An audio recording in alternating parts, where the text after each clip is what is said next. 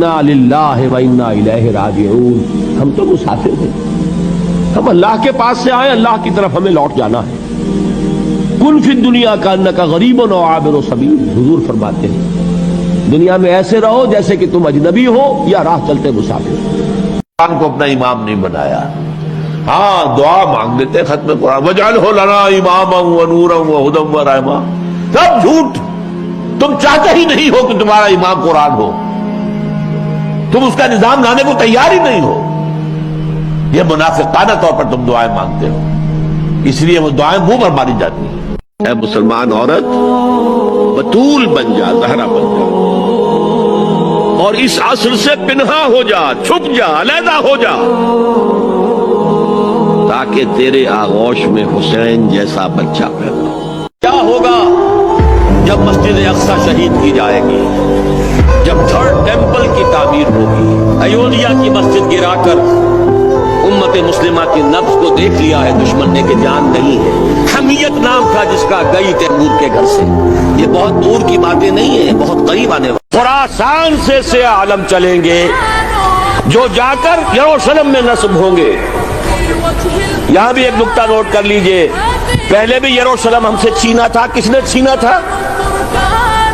عیسائیوں نے، کروسیڈرز۔ واپس کون لیا، کس نے لیا؟ عربوں میں دم نہیں تھا، عرب عیاشیوں کی وجہ سے کھوکھلے ہو چکے تھے۔ واپس لینے والا صلاح الدین ایوبی، کرد خون۔ اب دوبارہ یروشلم لیا جا چکا، چھینا کن سے گیا؟ عربوں سے۔ عرب واپس لے سکتے ہیں کہ چاہے سارے عرب ملک اسرائیل کو تسلیم کر لیں، پاکستان کبھی نہ کرے، اس لیے کہ پاکستان اسرائیل کے توڑ کے طور پر وجود میں آیا ہے۔ اللہ نے اسے اسرائیل کے وجود میں آنے سے 1 سال قبل وجود بخشا ہے۔ ہم کبھی تسلیم نہیں کریں گے۔ اصل میں تو جنگ ہمیں کر دی ہے، مقابلہ ہمیں کرنا ہے۔ وہاں تک تو ہماری فوجیں جائیں گی، حضرت مسیح کے ساتھ ہو کر لڑیں گی، حضرت مہدی کی مدد کریں گی۔ یہ سارا کا سارا رول تو اللہ نے ہمارے لیے رکھا ہے، لہذا کسی صورت عرب کر لیں، مجبور ہو چکے ہیں، بے بس ہو چکے ہیں، ان کا معاملہ جو بھی ہے وہ جانے، لیکن چاہے وہ تسلیم کر لیں، اسرائیل کو کسی صورت میں پاکستان تسلیم نہ کرے۔ ایک حدیث نبوی ہے، ما انزل اللہ من داء الا انزل له دواء، اللہ نے کوئی ایسا مرض پیدا نہیں کیا جس کی دوا پیدا نہ کی ہو۔ اسرائیل 1948 میں قائم ہو رہا ہے، پاکستان 1947 میں وجود میں آیا۔ 1 سال پہلے، جیسے ماں کی چھاتی میں اللہ دودھ پہلے پیدا کر دیتا ہے، بچے کی ولادت بعد میں ہوتی ہے، یہ قانون قدرت ہے۔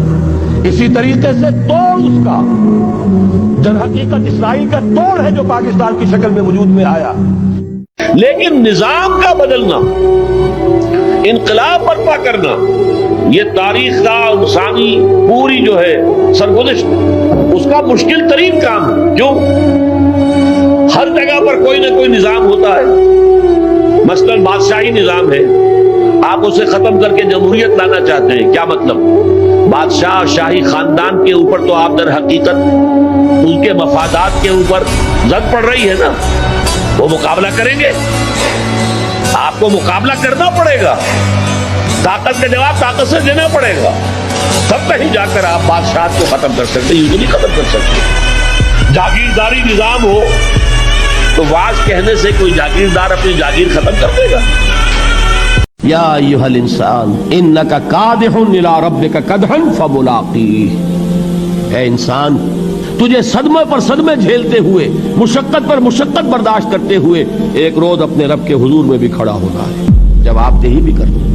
اس دن کے حساب سے، اس دن کے احساس سے جو بڑے بڑے ہماری امت کے عظیم جو گلے سرسبد ہیں، ان کا یہ حال آپ نے پڑھا ہوگا۔ حضرت ابوبکر صدیق رضی اللہ تعالیٰ عنہ وہ ایک عجیب کیف کے عالم میں فرمایا کرتے تھے، کاش میں درختوں پر چہچہاتی ہوئی چڑیا ہوتا جس سے حساب کتاب نہیں ہوگا، کاش کہ میں گھاس کا تنکا ہوتا جو آج ہے اور کل آگ میں جلا دیا جاتا ہے، ختم ہو جاتا ہے، اس سے محاسبہ کوئی نہیں۔